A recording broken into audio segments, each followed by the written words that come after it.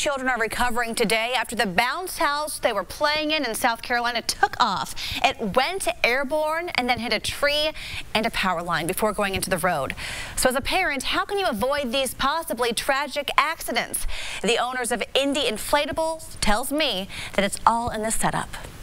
We grew up on the backyard party and we're not going to walk away from that. And that's why Liz Blystone keeps kids bouncing through her business, Indy Inflatables.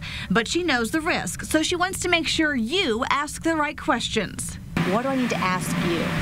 When you're calling on the phone, one of the key things to find out is the company insured?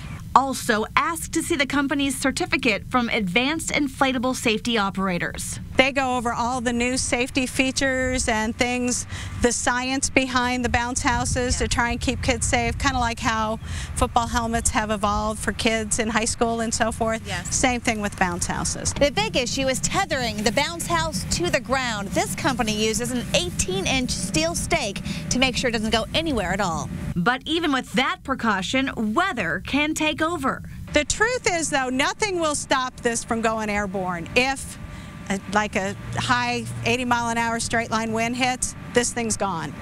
It's a giant balloon. And the inflatable will start rocking in winds blowing just 25 miles per hour. That's why Blystone's company sets up before every party and goes over the instructions, warnings, and risks twice, with a signed consent that someone will always be watching the kids. You really hate when you see something like that because really it could have been prevented. You just got to use a little bit of common sense and always have adult supervision. While these images are scary to say the least, Blystone tells me safe fun is possible. And in the 7 years her company has been in business, they've never had to file an insurance claim.